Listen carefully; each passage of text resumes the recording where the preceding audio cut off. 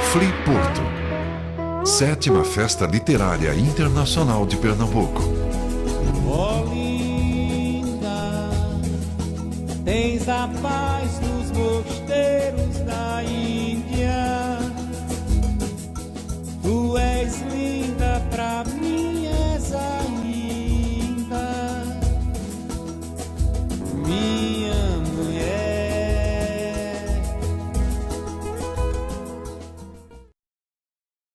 Boa noite a todos. Nós vamos começar esse bate-papo. Eu vou fazer uma breve introdução em português para vocês. E a Joumana se compromete a fazer um esforço de entender. Ela não quer usar o fone de tradução, ela quer tentar entender em português. Então, melhor assim.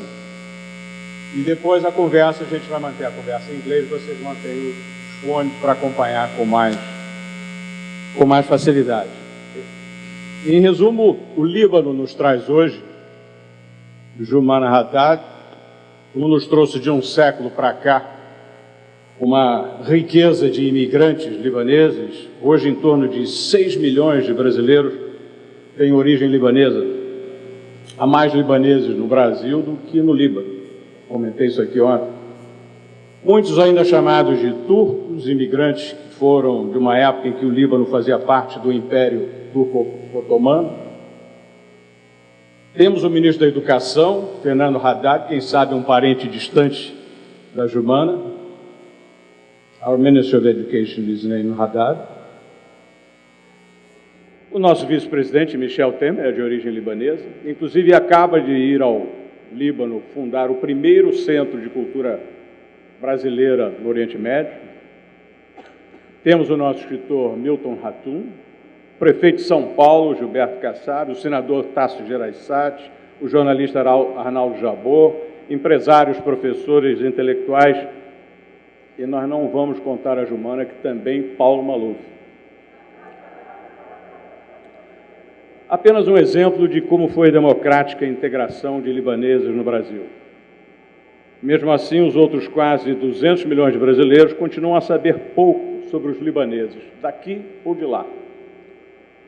Nem falo dos conflitos armados, da guerra civil, da intrincada e sectária política libanesa, mas das pessoas, da cultura, da arte libanesa. E no caso hoje, da mulher libanesa, a mulher árabe. Será que ainda vimos a mulher árabe sob o estereótipo da mulher submissa ao homem, escondida em casa, proibida de sair ou de expressar suas opiniões?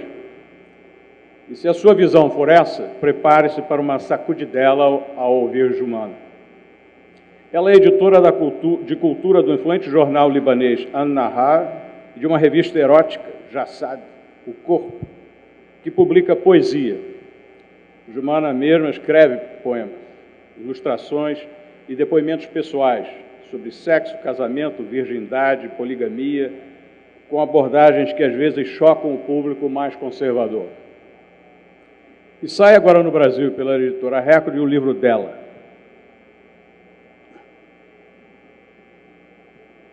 Eu Matei Scheherazade. Tem um subtítulo, Confissões de uma Mulher Árabe Enfurecida. O título, evidentemente, é uma referência à conhecida personagem das Mil e Uma Noites, a contadora de histórias que escapa da morte porque fascina o rei com narrativas que o deixam ansioso para ouvir a continuação da história. E por isso, a cada dia, ele suspende a execução dela, como pretendia no início. E ao longo da aventura, eles acabam tendo 3 filhos. Já o subtítulo, A Mulher Enfurecida, é a própria. Nós vamos começar então a conversa em inglês. E se vocês estiverem com os fones aí apostos. Welcome, Joumana, to Brazil, to Olinda specifically, a part of Brazil that has not escaped Lebanese influence. And we could start our conversation with a question that comes from your book. The story of Scheherazade is being told for many centuries. Here's this bright woman with a fertile imagination who keeps from being killed by the king because she's smart and tells a story that he wants to follow the next day. And the same situation is repeated every night. What's so wrong with Scheherazade that you want to kill her? Okay. First of all, good evening. Good evening to everybody. Thank you for being here. Thank you, Silio. I'm so happy to be in Brazil. It's my first time, and it's like paradise for me. And this is not an overstatement.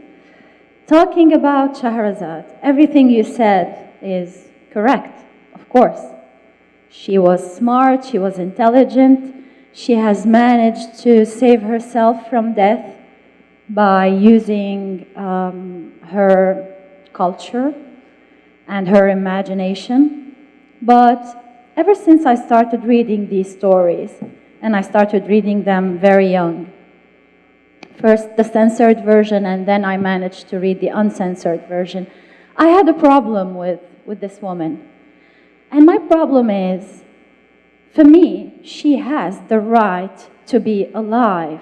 So what she did, basically, was negotiate over her right to survive with the man, the authority, it was a man in that case, in order to get what is duly hers. And even though I understand that at the time where the book has been written, such a fictional character is avant-garde, is courageous, etc., I do not accept that until this day, there are women, many women everywhere, not only in the Arab world, but in the West as well, who use this bribing the man scheme. They give the authority what the authority wants from them in order for them to enjoy what is duly theirs. So what I wanted to say by killing her as a symbol is, it's enough. Let us believe in our strength. Let us believe in our rights. And instead of saying, this world is ours as well, give it to us, we should be saying, this world is ours, we're going to get up and get it. And this is why I had to kill her. So in a sense, what you're trying to say is that the final power in their relationship was with the king. He could kill her at any time. He was the one who decided, and she was getting in return something that she shouldn't be negotiating on. And when I say the king, when I say the man in that case, I would like to develop this idea. I'm basically talking about patriarchal authority. And that authority is not only, let's say, strengthened by men. Many women are patriarchal as well. Many systems are patriarchal. Politics are patriarchal. Religions, most of all, are patriarchal. So it's important to recognize that and to believe in our strength, because it's all in the perspective. Many women get to really believe that they are a lesser person and they don't believe in themselves. So do you think that's the relationship between the two of them is kind of a metaphorical representation of the relationship between men and women, not only in the Arab world, but everywhere? Not between men and women, between women and the patriarchal system and everywhere. Because as much as I see this scheme, in my world, in my part of the world, I also see it in the West. It could have a different form. It has another way to concretize itself, but it's there. Like, for example, when I talk about, let's talk about my fight against the burqa. I always say that it is an instrument of control used by the patriarchal system in order to cancel the presence of women and their voice. So it's an instrument of oppression. That's in the Arab world. In the West, and in Lebanon as well, because we share that in the West, I see another form of oppression, and that is represented by the woman who accepts to be treated like a piece of meat. To me, she is no different from the woman who wears a burqa. It's completely the same. In the first case, the woman is just canceled as a physical presence.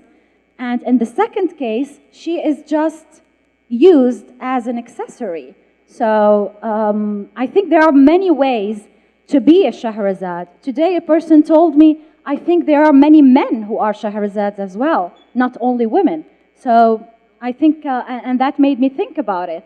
We always tend to negotiate over what is ours, and we really need to start believing in what is ours and just defending it instead of begging for it. I would imagine that the reaction to your book, both in the Arab world and everywhere else, wasn't unanimously favorable, was it? No, definitely not. But I'm used to that. In the Arab world, actually, the book was out in English. I wrote it in English a year ago. It was out in the UK. And then it got the luck of being published in 12 different languages. And only a month ago was it out in Arabic because I wanted to work on the Arabic version. And it took me time because I was traveling a lot.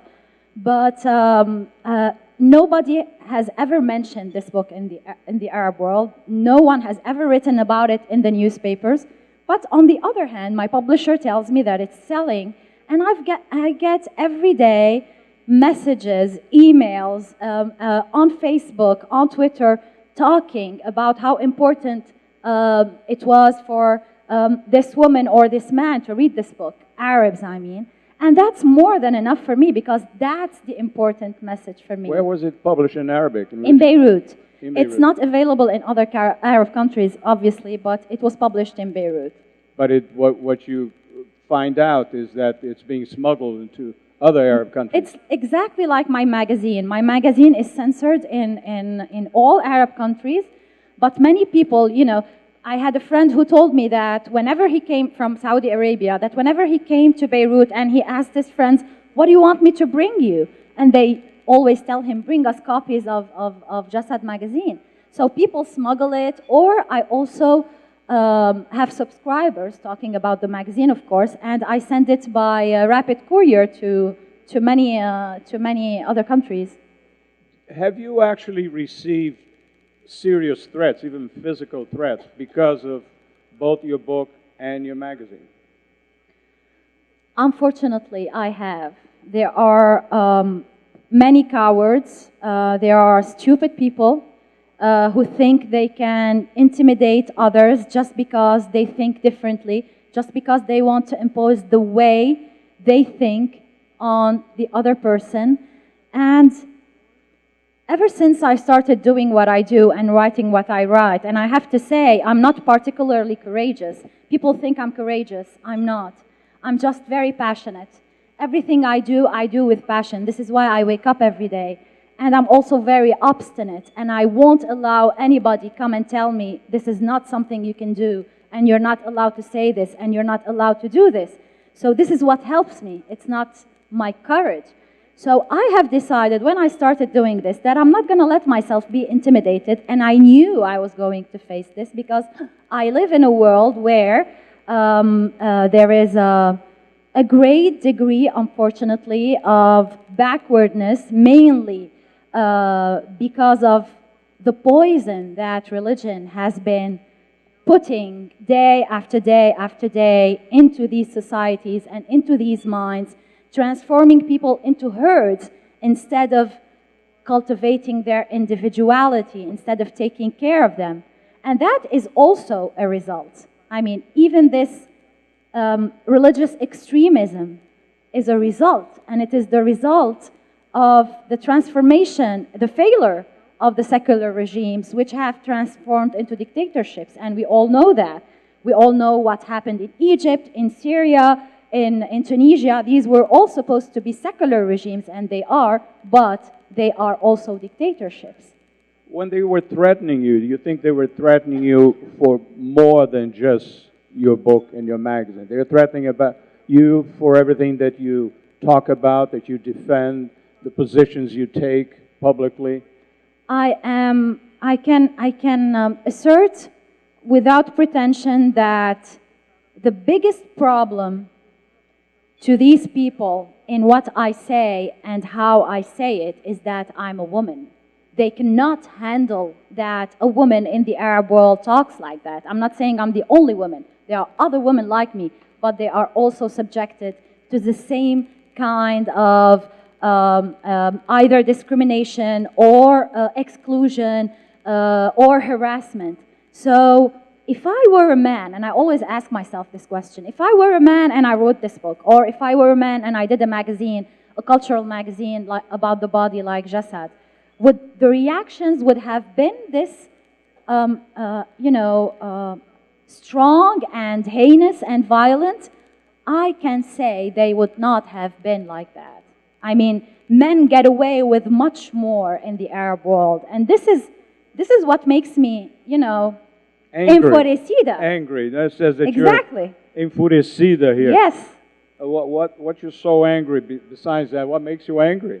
Oh, if I want to sum it up, because there We are have so an many hour and a things. half, an hour Yeah, and a half no, now. I'm gonna just say one word. I think that the main reason that makes me angry is that there aren't enough angry people in this world, because the things that we are living and the things that we are seeing and the things that we are witnessing, not only that are done to us, but that are done to other people, should really, make us angry and feel that we are humiliated in our dignity. And unfortunately, and here I'm talking again about my country, many people just don't care. They just prefer the luxury or the comfort of indifference to the difficulty of standing up for themselves and for the others. And of course, it's much easier to pretend that nothing is going wrong instead of waking up every morning and going to war. But this is not a way to live life, at least not to me. I want to wake up and go to war if there is something that deserves that I go to war for. You started to talk about the question of religion, which obviously we're going to deal with. But just to clarify the public, I often find that people tend to mix things up in relation to the Arab world. And it's important to know that, for instance, in the case of Lebanon, more than anything, Arabs are not necessarily all Muslims. No. And people have to understand that you have a Christian background and there are people of different religion, and you target them all. Yes, and not only that, now the Arab world has become like a synonym of the Muslim world. And there are, like you said, many Arabs that are not Muslim, and there are many Muslims that are not Arabs as well, like in Iran or in Pakistan or Afghanistan or anywhere else. When I talk about religion in this book, and when I talk about religion as a whole, I have to say I'm not talking only about Islam. I have been raised as a Catholic in a very conservative family, in a very conservative society. And I went to a school run by nuns for 14 years, and I have witnessed from a very close distance how discriminating and sometimes even, I would say, anti-women and humiliating Catholicism can be. Because I have read the texts. I have read the text of the three religions. And I'm not even talking about interpretations, because sometimes people who want to defend religions tell me, well, religions are great. Monotheist religions, of course I'm talking. Monotheist religions are great, but it is the interpretations of people that made them bad. Well, if we go back to the texts, there is, if we read, like, for example, St. Paul's words about women, I could never handle the insult of being a woman, a full human being, and still pretend I'm a Christian if I have to accept these words as a part of a sacred text that I believe in. In Judaism, there's a prayer until now in the Torah where men thank God because they were not born women, because they were born men. How could someone handle that and still believe in their dignity? In Islam, it's endless, of course. So there are many verses that where, like, for example, there's a verse where the man is told, if the woman disobeys you, you have to punish her, tak tak, and then at the end, if you still don't have a a result, you should beat her up. So when I read these things and many other things, I cannot, accept the fact of believing or of having that kind of faith, and at the same time believe in the respect and the rights and the dignity that are mine as a human being. And so I have started thinking about these themes a long time ago, because, we inherit these things. We never choose them. We are born Christian, Muslim, or whatever just by coincidence. I could have been of any other religion. As much as we are born Lebanese, Brazilian, French, or whatever without deciding it. So I think that in any human being's life, there must have come a time where he chooses. He could choose all over again the same things that he happened to get by coincidence, or he could choose something else, but he has to question what he received without his choice. Because this is what makes us different, us human beings, this power of choice, and this is what I defend all the time, the power, the right to choose. You mentioned your upbringing as a Maronite Christian, and after all these years, do you still keep a religious faith?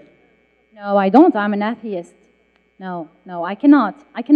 I always tell them, if I want to really simplify and even vulgarize when they ask me about this, I say, until the day that a woman can become a pope, I will never be a Christian.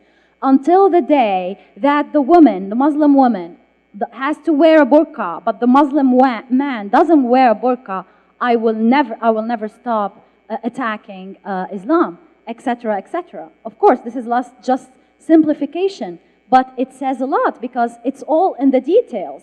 Have you ever seen a Muslim man in a burqa? I would be curious.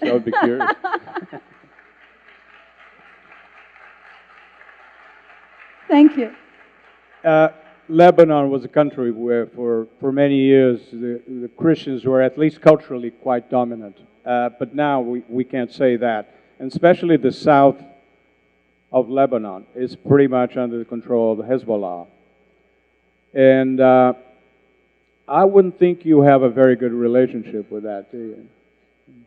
You think so? I wouldn't think They so. adore me, actually. I want to tell you something. I think that there is this idea, because you've been to Lebanon, Silio, and there is always this idea, I'm always told, two things that make me angry, again. The first thing is they tell me, oh, but what you say is westernized, you're influenced by the West. And I say, I'm only defending respect, dignity, and freedom, and these are in the Declaration of Human Rights, which all Arab countries have endorsed. So why should these values be the monopole of the West? It is like as if we are saying that if the West defends dignity and freedom, then we have to defend oppression and insult and humiliation, and I cannot accept that. So my discourse is humanistic. It is not westernized. The second thing is, talking about Lebanon, is that I'm always told, yes, but Lebanon is different from other Arab countries. It has a more Western or modern dimension to it. And it does. I say, it definitely does. In the superficial side of Lebanon only. Why? Because, of course it is different. Of course there's a bigger margin of freedom of expression, but it's still a margin, and it's narrowing and narrowing more and more day after day, but that's not what I wanted to talk about. One of the most important criteria to measure a country's, modernism or respect of human rights is the situation of women in this country. And people look at Lebanese women. Many of these Lebanese women can dress whatever they want. They go dancing till 4 o'clock in the morning, except they drive their cars, They go to swimming pools, They go to the beach swimming in pools, they do bikinis. whatever. It's not Saudi Arabia, of course. But these women who think they are emancipated and liberated just because they can wear a bikini and go dancing, which is fine, it is their right, and I defend it with every bit of power that I have. But if you go back to the Lebanese laws, these are medieval laws. They treat the woman like trash. She has no rights whatsoever. So what kind of emancipation are we talking about? And what kind of a superficial freedom are we talking about? There is a loan in Lebanon so that a woman can go take money from the bank and do an aesthetic surgery, blow her boobs or her lips or whatever. But still, a Lebanese woman cannot give her nationality to her kids if she marries a foreign man. In cases of divorce, she always loses custody of her kids unless the man accepts that she takes the kids. And there are many other examples. There isn't any law against domestic violence. A man can beat up his wife and it is okay because she is his wife. And this is Lebanon. This is not Saudi Arabia. So this is to tell you that this glowing, illusion of freedom that is stuck to Lebanon is very dangerous because it is, keeping or distracting Lebanese women from fighting for themselves. They say, as long as I can go wear a bikini, go dancing, drive a nice car, it's fine. I don't want to, I don't want to make my life more difficult with these matters. But at the end of the day, she is the one who is losing, and her daughters are the ones who are losing. And you think it's getting worse? I'm definitely convinced that it is getting worse, not only in Lebanon, but in the whole Arab world. And don't you come and ask me about what the revolutions are doing in the Arab world, because you want to ask me about that? We'll get to that I know. in a minute. I still want to find out a little bit more about Lebanon. The growth of fundamentalism, which is everywhere, but goes into Lebanon as well. That's probably what you consider one of the main threats when you say things are getting worse? Definitely. To me, at least. It is the main problem. Why, we have a saying in Lebanon, which is as if going around the devil instead of facing the devil directly. I like to face the devil directly. The real problem in Lebanon, the real problem in the Arab world is religious extremism and what it is doing. Whatever this religious extremism is, and I think it's everywhere, it is spreading like a cancer, and it affects all your life, all the details of your life. It affects your culture, it affects your education, it affects your vision, it affects the way your kids are going to be raised. I have 2 kids, 2 sons, one is 19 and one is 12, and since they were kids, I have encouraged both to leave. My choice was to stay in Lebanon because I think that I would be much less credible if I want to criticize my country and not live in it. So I stay because of the things I don't like and I want to talk about, not because of the things I like, which are very few. But for them, I want something better. I don't want them to face the same problems that I had to face. And they're men. And they're men, of course, because, the human being in the Arab world is humiliated. The woman, even more. So it's not like as if the man is living the best days of his life, but it's even worse for the women. So you can imagine what it is. It's like Dante's Inferno. There are levels, and we are in the top, in the bottom Inferno. Would you say other women in Lebanon share your views, or how numerous are they, or are you there are, much of an of exception? course, there are, and they always get in touch with me and talk to me. But where's the problem? Many of these women do not have the possibility to say out loud because they are afraid of what would be the outcome of it. Like, for example, I get many times the same message: thank you for saying what I cannot say. And I always reply, thank you, but what I say is absolutely meaningless if you don't say it too. This is why I wrote it. I wrote it in order to provoke you to say it too if you think the way I do. Because one voice or 10 or 100 would never be enough. And these kinds of women that I talk about in the book are unfortunately still a minority. But I also wanted to say to the West that they exist. Because every time you say Arab woman in the world, what is the first image that comes to mind? It is the veiled woman, the victim, oppressed, the one who has no control over her destiny, who cannot decide anything for herself. I'm not saying that this cliche is wrong. It's there, and it is the majority, and that's a big problem. But what I wanted to say is that there is also a different Arab woman, another Arab woman. She's a minority, but she deserves to be heard, and also it would be helpful to listen to her and to put the spotlight on her every now and then, because she would balance the other image in the collective consciousness of the West. Your upbringing is pretty much similar to what a lot of women in Brazil might be familiar with. You know, Christian upbringing in school, upper middle class family. What opened your eyes? What made you change? Was it your life? Was it reading? What did it for you? I had a great accomplice, and that accomplice was books. I had the luck of loving to read since I was very young, and it wouldn't be exaggerated to say that reading has actually saved my life. At a time where I was living in a country where there was war outside. It started when I was 4.5 years old. So lots of chains and limitations and violence. You're talking about the civil war in Lebanon. About the civil war in Lebanon. And at a time where I was in a family where I used to hear all the time, no, this you can't do, this is forbidden, this is shameful. The only thing that allowed me to be free in my head and to live the lives that were not available to me was the books that I used to read. And my father was a great reader, a very traditional conservative man, but a great reader. So he loved the fact that I loved to read.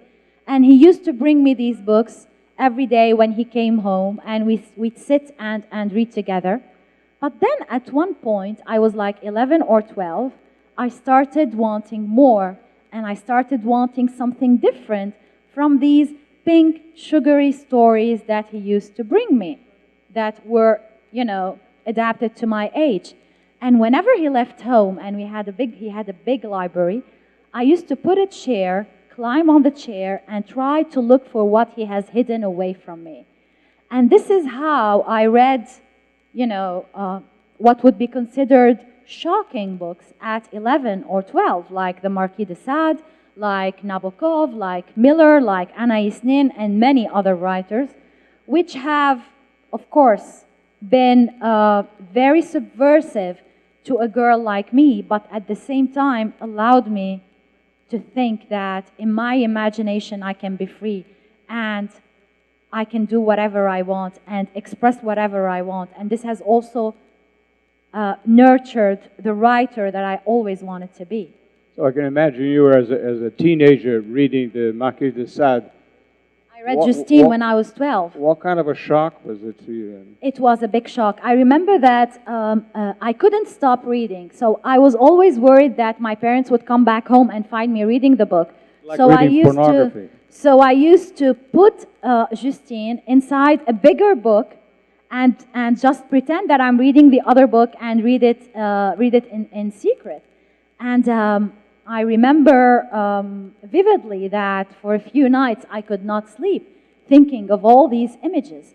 But it was such a liberation for me, especially on the religious level. This radical transgression of everything that is religious. Because many people read the Marquis de Sade. By the way, the PhD I'm doing is on him, so feel free to stop me because I could go endlessly on him. The problem with the Marquis de Sade is that people only take the sadomasochism or sexuality and it's so much more important than that. At least it was for me. Of course, I couldn't understand all the layers of that philosophy when I was 12, but I could catch a glimpse, and that glimpse that I have catched has changed me irrevocably. As you mentioned, alongside the secret reading that you were doing in the library, what was happening at that time in Lebanon was the Civil War, Yes. from the mid-'70s all the way to the '90s. For you as a child, growing up in a city that was under constant attack, military action non-stop, that must have had an impact in the way you turned out to be, as much as literature did. Of course, it did. And, I hate my childhood. I usually don't talk about it a lot, but I only remember this fear that I had, and I summed this fear up with the sound of the whistle. You've been to Lebanon during war, and the sound of the whistle is that sound that you hear when the bomb leaves the place where it's been thrown from, and it is traveling to the place where it's going to fall, and you hear this, And this means that it could fall on your head at any moment. And this sound, even when I hear it until now, I get goosebumps, and I feel afraid, and I feel scared. So much death, so much violence, so much fear, but at the same time, I think, without making the elegy of war, of course, because it's terrible, it did have a lot to do with the fact that today I am this warrior and I am this survivor, because I live each day as a challenge. I still, until now, without the war, live each day as if I could die. So I am so greedy, I am so hungry, so thirsty to do so many things that it keeps me from surrendering to so many obstacles that are in my way. Her book, I'm talking to the audience now in a sense, has some very interesting comments. And I'll just read one of them to you so you can see that it's not exactly moderate and diplomatic. The translator can probably follow this. Example. We, the Arabs, constantly and obsessively think about sex, but dare not talk about it.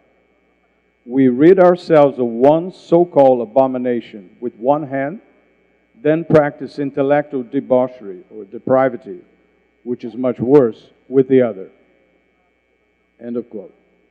So apart from a very suggestive use of both hands, what do you actually referring to in this? What do you mean with this? I'm talking simply about the hypocrisy and the schizophrenia. I'm talking about the fact that you think about something obsessively, but you don't say it out loud. And even worse, you attack it out loud. I'm talking about the fact that you don't say what you think, you don't live what you say, and it's a series, it's a vicious circle of double standards, of hypocrisy, of inability to live your life the way you would like to live it, which is creating a big bunch of frustrated people. And I think we can all see these frustrated people. You also mentioned, that's another part that I found significant, that the Arab mind is in crisis. It cannot handle questions because questions can hurt and upset the murky calm of the swamp. Is that really the idea that you're trying to say, that the Arab mind is closed to Exactly. ideas, new ideas? Yes, it is. Of course, I'm not generalizing. There are people who want new ideas and search for new ideas, but I'm talking about the majority here. And this majority is too scared to ask the questions. This is why I talk about the herd syndrome, the syndrome of just following a leader or a cause or an idea or a religion. These are flying away.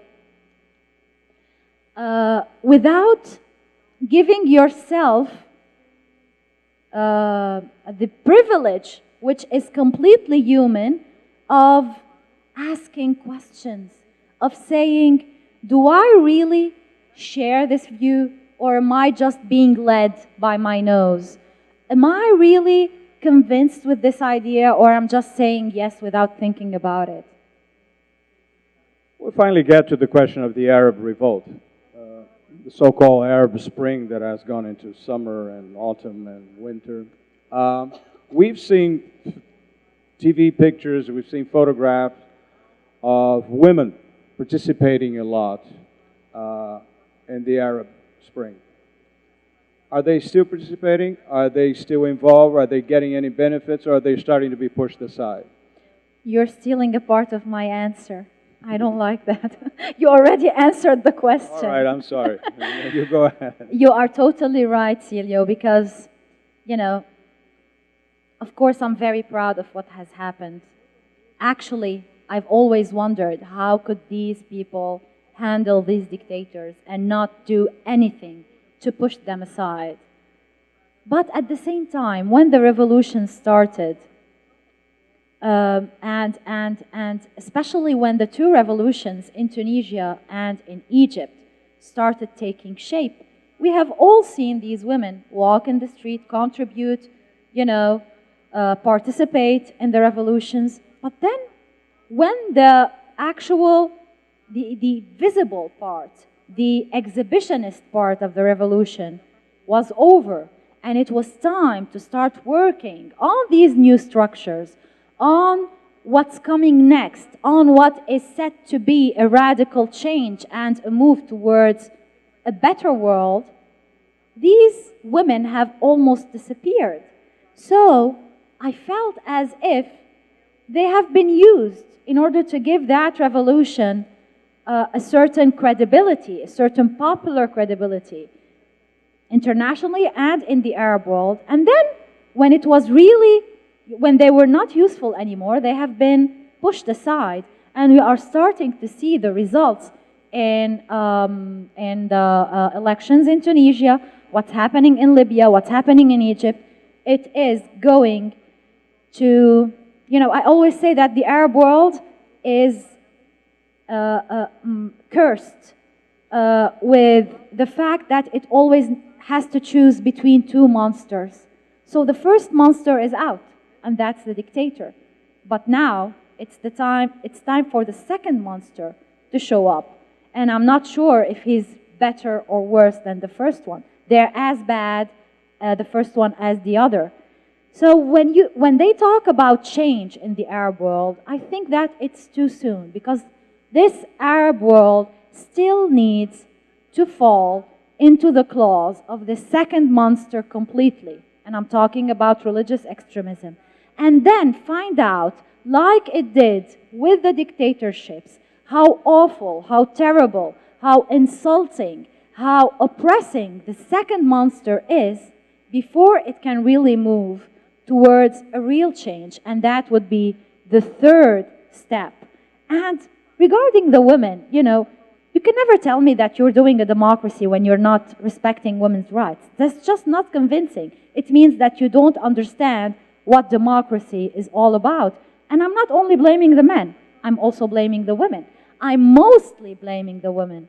It's not about pointing your fingers towards the other and just blaming them. It's about taking your own responsibilities. And these women are guilty of not seizing this opportunity in order to do a real change for themselves. I was asking them to be egoistical. I was asking them to think about themselves and refuse to be used. And many other women have asked them as well, but they did the hard part. It's not there yet. They participated in the dangerous phase of it, actually fighting the powers that were there, the dictators. They participated quite a bit. This second part is not less dangerous. The second phase is as dangerous, if not more, as the first one, because the first one can be dangerous physically. The second one is dangerous culturally, educationally, socially. It is dangerous at all levels, and it was very important for them to keep on pushing and bagging that wall. Perhaps you can explain to the audience what happened in Egypt, that after Mubarak was overthrown, and of course the army is still in control, one of the first things the army did with some of the women who participated in demonstration is ask for virginity tests. Tell them about it. Yes, exactly. It's like what you said, and it shows how What did they mean? What did they want? they want to prove that the women, that in order for a woman, you see, there is still this myth in the Arab world that the honor of a whole country lies between what's between a woman's legs. And this is absurd and stupid, but it is still like this in the Arab world. Women are still expected to be virgins at the day of their marriage because they don't own their bodies. Their bodies are just a gift to the man. They are just there to please him, and he cannot handle the idea. And that, to me, is a big sign of insecurity. These men cannot handle the idea that they are not the first in this woman's life. They are threatened by any possible past experience. So they want her to be brand new, which the woman also accepts. And that is what I do not understand. I mean, this body is yours. You are free to do with it whatever you want. Whether you want to do it or don't want to do it, it has to be your choice at the end of the day because you own this. He doesn't own you. So you're rather pessimistic about the way the revolution is moving so far in relation specifically to women in the Arab world? You would say pessimistic, I would say realistic. I think we still have to undergo the muds of religious extremism before we can come out of this whole phase, and it's going to take time. Would you expect an Arab Spring in Lebanon? It hasn't happened there yet. Oh, we did have a revolution in 2005 when our Prime Minister, Rafiq Hariri, was assassinated, and millions of people went on the street and demanded the Syrian army to leave the country, and it happened.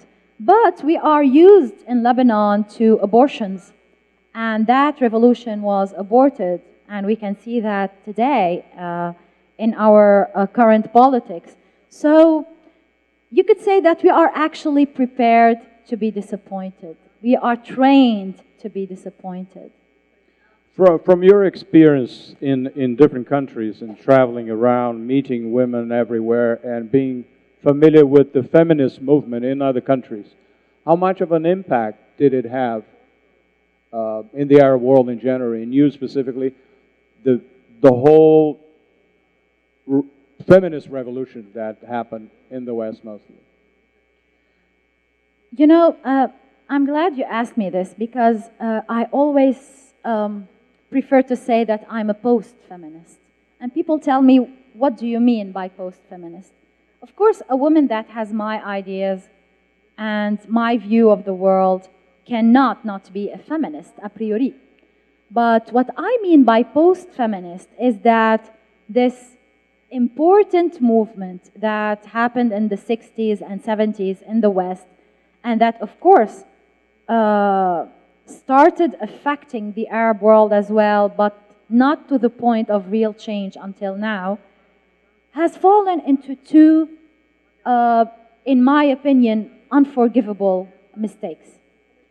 The first mistake is transforming the man into the devil, the man into the enemy. Man equals the enemy of the woman. Definitely there are men who are misogynist, who are discriminative, who are violent, who hate women, or who look at women condescendingly at best. But men can also be feminist, and I know men who are partners of women and who would have loved to walk with women defending their rights. So I think that instead of making the difference between the man and the patriarchal system has become equal to the man and only to the man. I know many women who are patriarchal. I know many friends, until now, girlfriends of mine, if they are pregnant, they prefer to have boys than to have girls. Their choice, their preference. I know many women who raise their daughters differently than they raise their boys. They complain from the patriarchal system, and then they raise their daughters to only dream about the right husband, to only want that for themselves, instead of letting them want more in life. And they raise their boys to become like their own husbands or fathers or brothers. And this is why education is important. Like, for example, when I'm asked, so you can talk, you can travel, you can write, you can publish, what could a woman like in Saudi Arabia do? And I tell them, if this woman is a mother, she can do so much. Because the woman in Saudi Arabia, and I'm only giving it as an example, is always told, your only place is the house. You raise the kids, you take care of the house. Unfortunately, not enough is being done on that level. She is falling into the same traps that she has been raised in. Instead of just giving her kids the desire for more, the desire for better, just teaching them that there's something different out there and that they can reach for it if they want to. That's for the first problem. The second problem with feminism was a certain rejection of femininity in order to prove strength. So if a woman wants to prove that she is strong and emancipated, she has to reject her femininity, her feminine identity, and act like a man or talk like a man or dress like a man, which I do not understand, and which is basically another concession to the patriarchal system, because it is as if she is saying, womanhood is weak. If I want to show strength, I have to show virility. So this is why I say post-feminism, because now many women from that generation are starting to rethink those ideas. And I love women to believe that men can be their partners in this fight, and I love their women to be glorious in their womanhood and to be proud of their female identity instead of feeling it as an accusation, whether an accusation of weakness or an accusation of temptation or whatever. One of the famous, prestigious feminists of the time, we got so many names of people who wrote books and became famous, from Germaine Greer to Gloria Steinem. And my specific question has to do with Gloria Steinem, who is this American feminist who complained that because she was a beautiful woman, nobody took her seriously. Have you faced that problem? Thank you for the compliment. I have never thought about this problem because I could never allow anybody to make me feel that the way I look is an accusation that I have to defend myself from. This is the way I look, and if you have a problem with it, it is your problem. I'm not going to try to make it less, and I'm not going to try to make it more just because you need to feel more secure about yourself. So I've never really given it much attention. I just know that I like to take care and to nourish my brain and my soul as much as I enjoy taking care of my appearance. This is my view of how I want to be, and I respect other people's views, but I will not let anyone make me feel less intelligent or less important or less capable just because this is the way I look. It's just, thank you.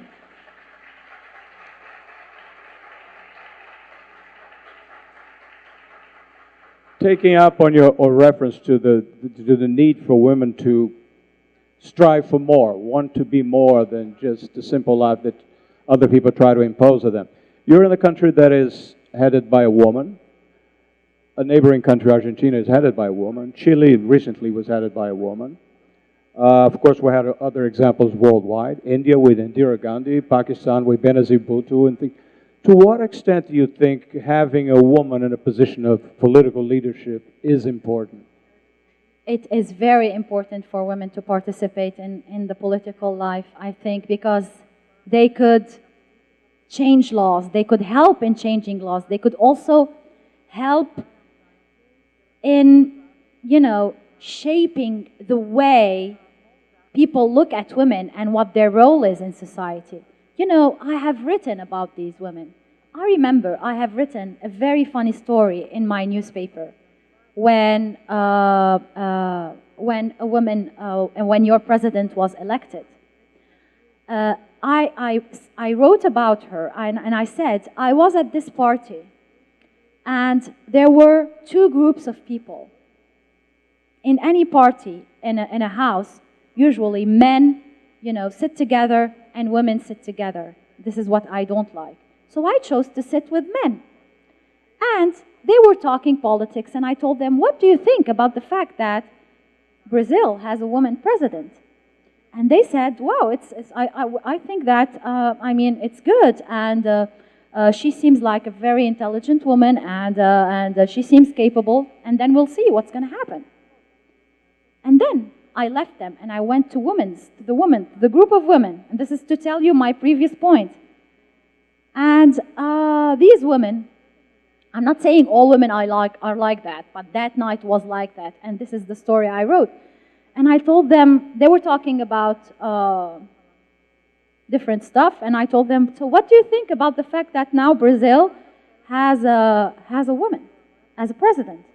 One woman said, God help Brazil. Another woman said, she must be very well connected in order for her to be elected. You see?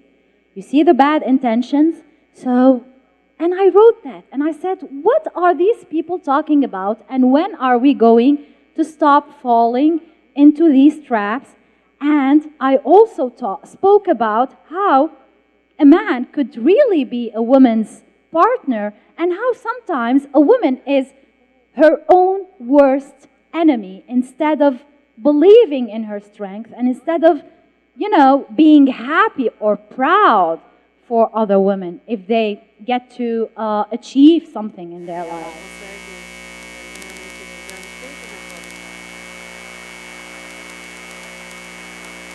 We have a bit of a surprise because Joumana wants to read in Portuguese a part of her book. So let's go for that. In advance, please forgive all the mistakes and all the errors, but I really wanted to read in Portuguese. First of all, because I love this language and I hope I'm going to be able to learn it very soon. And second of all, because I am in love with Brazil, and this is just one simple way to say that I am in love with Brazil. So forgive my accent and all the errors.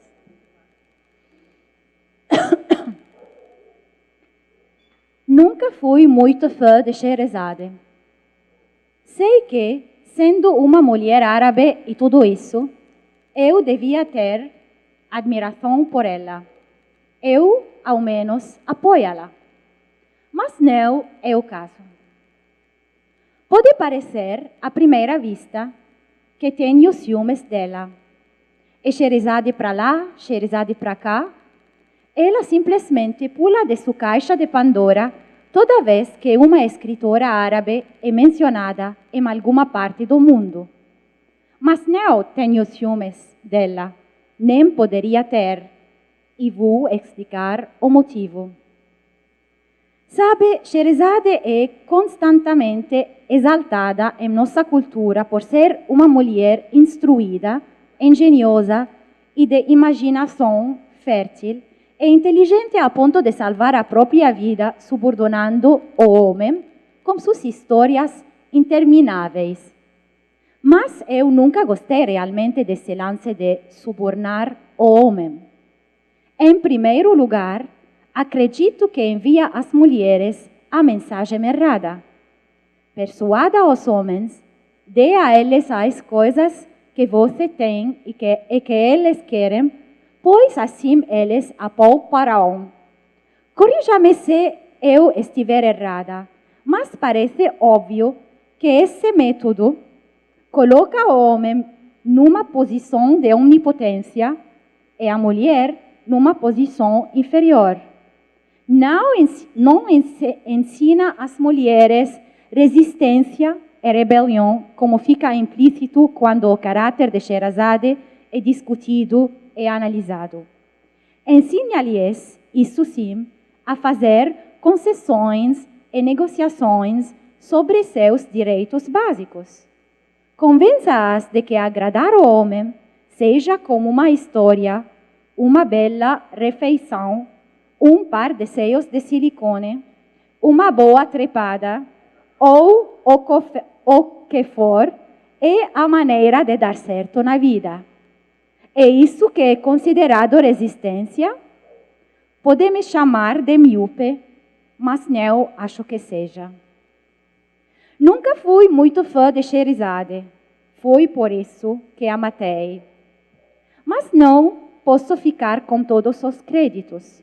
Muitos cúmplices me ajudaram a cometer esse crime.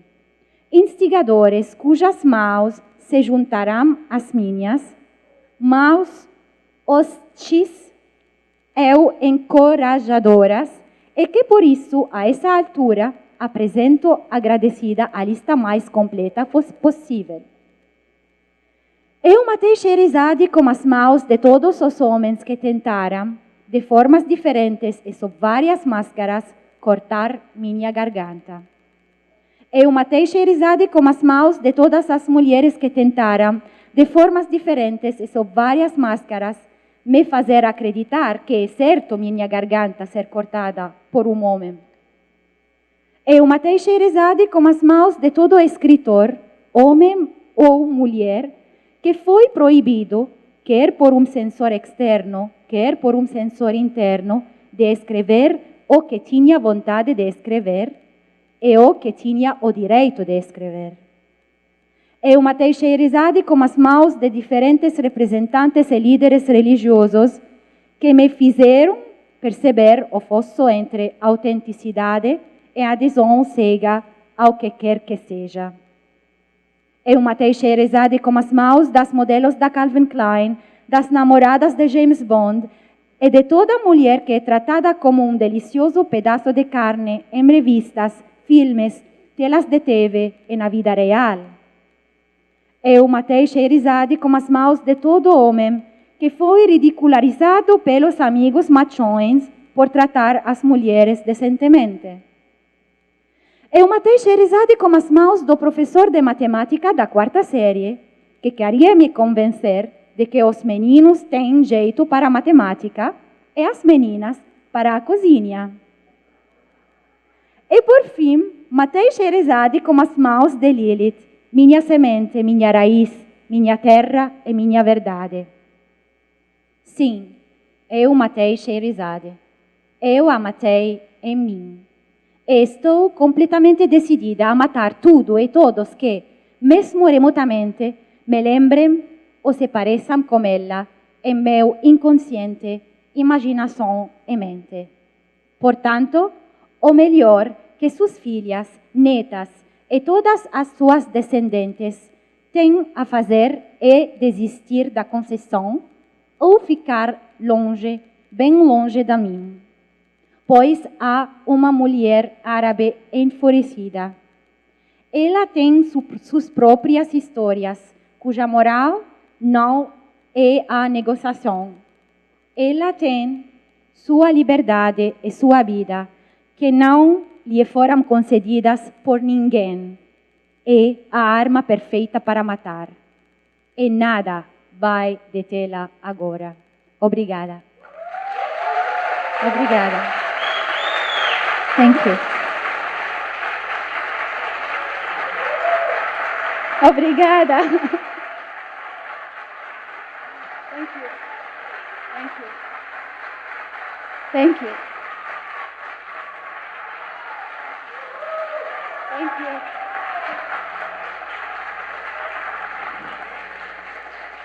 Nós temos duas escolhas, ou paramos nesse ponto alto, estou tentando seguir mais um pouquinho, descendo a montanha um pouco, é difícil atingir esse ápice, mas de qualquer maneira, antes de mais nada, eu gostaria que ela compartilhasse com vocês uma história. I would like you to share with them a story that you just told me backstage now about this belief that you always had. Don't say it. Okay, I won't tell you. Go on with Don't the story. ruin it. Go on with it. Thank you. So I have this story, the story that I imagined about myself, that when I was born, I exploded into many pieces. There was like an explosion. And these pieces of me were, have been distributed everywhere in the world. So every time I go to a new country, I try to find this Joumana, if there's a part of me there or if it isn't there. Sometimes it happens, I find her, I find a part of me. And sometimes it doesn't happen. So what I was telling Silio that 2 days ago, when I arrived in Brazil, I found a part of me here. And I wrote a text about her yesterday, describing her. And she made me cry because she is 12 years old, this Joumana, and she started telling me stories about myself that I have forgotten for a long, long time because I didn't want to remember them. So there you go. You have a part of me that will always, always be here, and I'm happy because of that. I got some questions here for you from the audience. One of them asks, how does the Arab world regard homosexuality amongst women? It's a taboo, exactly like homosexuality among men, but it is there because in many Arab societies, men and women cannot mingle together. So there is a big, widespread homosexual life between women together and between men together. But it is also, and this is the hypocrisy, and this is the schizophrenia, and this is the discrimination, it is punished by law. Even in Lebanon, homosexuals can be thrown in prison if they say out loud that they are homosexuals. And there is now an organization who is trying to fight for their rights. And I have written about this many times in the magazine because it is a group that it is important for me to defend as well. So it is just all about what is apparent and what is lived in secret. You cannot be the same in both sides. Another question has to do with the fact that you turn out to be the way you are because you had the upbringing in a Christian environment. You think you would have turned out the same if you had been raised as a Muslim? I think that from what I have already explained about the way I was raised, how conservative my family is. My father wouldn't let me go to the movies when I was a teenager with my friends. I had many Muslim girlfriends who could do that, and I couldn't do it. I got married the first time when I was 19 just because I wanted to own my life and my decisions. So this is to tell you that it did nothing positive necessarily. It did, on the other hand, provoke me to just break all these forbidden limits that were imposed on me. That is its only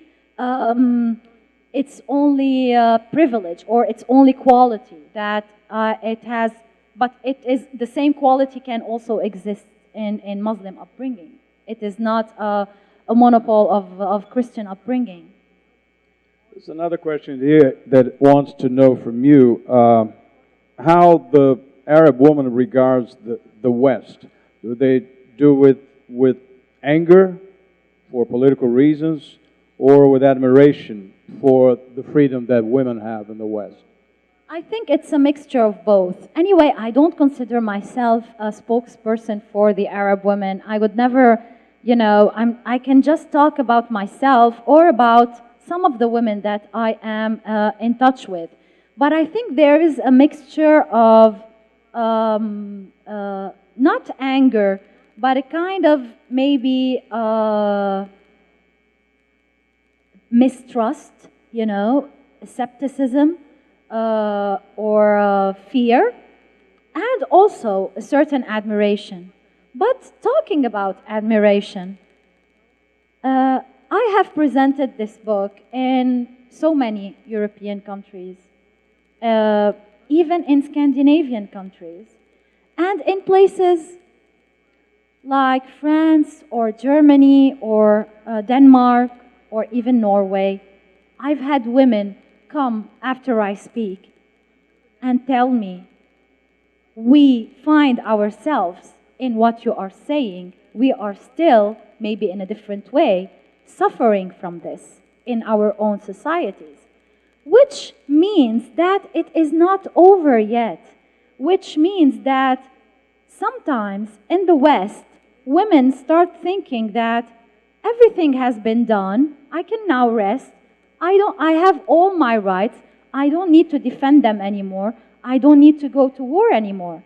Well, she does, because if she doesn't, she won't stay in her place, she won't go forward, she will go backwards, and she will start losing what she has gained with so many fights and so many battles and so much difficulty. So I don't think that this battle is won in the West necessarily. And like I said, there are many ways to be a Shahrazad, not only by being an obvious oppressed woman. You can also be oppressed without it being obvious to the naked eye. One questioner here, obviously a woman, because she says that as you seem to blame women for a lot of their non-action in demanding their rights, don't you think that by doing that, you weaken the fight? Weaken the fight? Not at all. I think I have made the fight much stronger, because when you put a blame on someone, you are putting responsibility. And when you put responsibility, you are giving power. When you tell someone he is responsible and he has to do something about it, it means you believe that he can do something about it. When you just point your finger towards the other and think that your help or your salvation can only come if someone helps you, then you are saying that you are weak and that you can do nothing for yourself. I believe in my power to change my life. I believe that if I want something, I must get up, walk out there, and try to get it for myself, instead of saying, please give it to me, this is mine. Thank you. With that tone, we close it here. Fechamos aqui essa conversa. A Joumana vai estar disponível para assinar os livros naquela área determinada lá dos autógrafos, para quem quiser ainda bater um papo. E encerramos aqui, uma salva de palmas aqui para ela. Obrigada. It's been wonderful. Thank you. Thank you, Silio. And also thank you to the Fliporto Festival. They gave me a beautiful opportunity to be here with you today, so I'm very grateful. Thank you.